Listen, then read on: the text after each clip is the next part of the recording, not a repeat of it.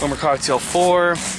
Went to try to pay my mailbox yesterday, and my mailbox place has turned into a Ross store.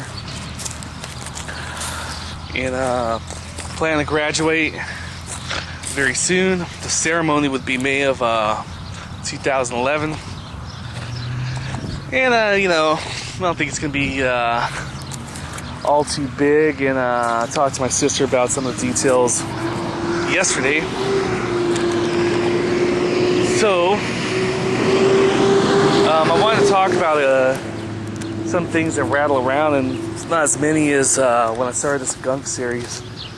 When I started this Gunk series, I was moving some of these boulders from the outside because they're widening the street, and they're going to get rid of them. And it was a project to get done. The World Cup was going to take place in a couple days when this thing started, and Spain wound up winning that. It's mid-July. When I started this, it was pretty overcast and drizzly outside, and oh, it's warmed up. It's warmed up. So one of my favorite movies, we talked about this in other pieces, Better Off Dead was one of them. Used an anecdote there. Spastic Nerf Fag. That's when John Cusack was hitting on one of the cheerleaders. Her name's Wendy in the movie. Just remember, because all the basketball, Wendy, that's all they could say. Talked about defending your life. And now we're gonna try to get some common ground with the Naked Gun, Leslie Nielsen, who was in Police Files or whatever it was, and he was this overly serious actor, and eventually became very funny in slapstick comedy. And the Naked Gun, I think, was you know, the breakout kind of performance with that. So this guy's his character's walking around this building on a ledge, and there's this statue of a man, and it's anatomically correct in many ways. It's you know, got the phallic that's kind of drooping down and all, and he's almost falling, and he winds up clutching on to this phallus, and takes it off, and you know, he's winded and gets through a window, and he's still holding the phallus, right? He's holding it upwards. It's like, it looks like a little concrete dildo. And there's a woman in the room, and she's half naked. You know, just a little misunderstanding there. You know, he looks like a pervert meaning to break into her room and all, and you know, bring some toys, adult toys along the way. And a good TV show for misunderstandings is Three's Company. It's a 70s show, big hit.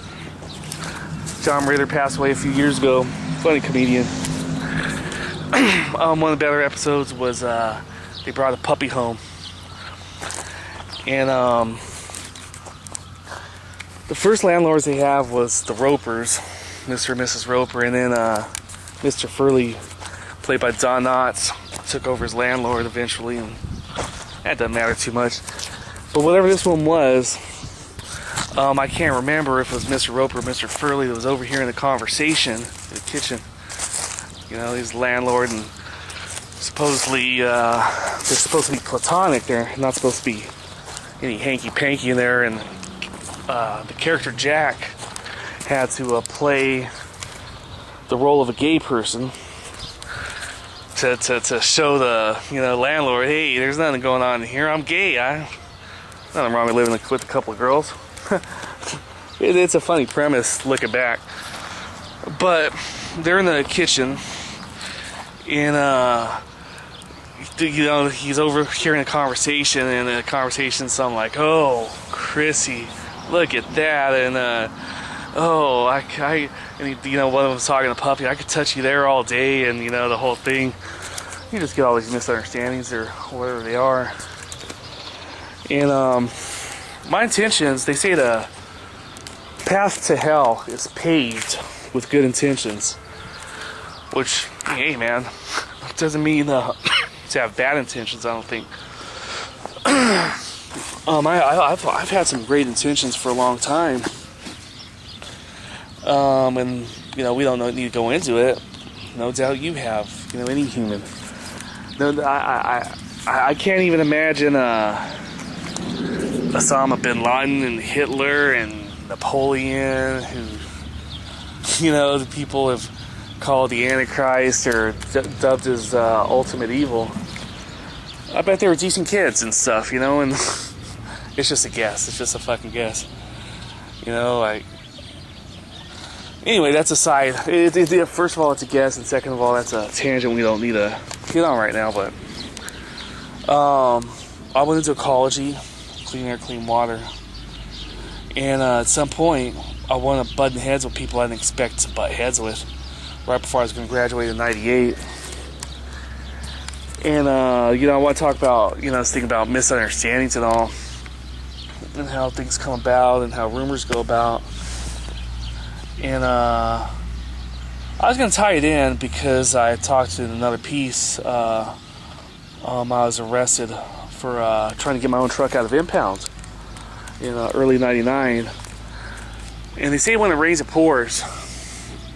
And I've not had any negative police activity since 2001. But between the beginning of '99 and you know, autumn of 2001, there were a string of incidents. And like I said, I was in the impound yard. They parked my truck down the grade. It had run out of gas, and that's why I was impounded to begin with, because it was on the side of the freeway. And I couldn't push my truck out of impound. The owner was a dickhead, you know. That's just my opinion. And there's been news pieces about sheriff's deputies who used to make bets about who could impound more trucks and shit. And it's almost like a scam in some places, and we don't need to go into good cop, bad cop right now. But the guy that arrested me accused me of being on speed before even touching me. Told me I was going to be in jail for 60 days. This guy was the judge, the jury, the executioner, and everything. And I was never convicted of being on drugs. You know, I just have a goatee. And the impound yard's in Upland, which is a little more affluent than some of the cities, you know, around.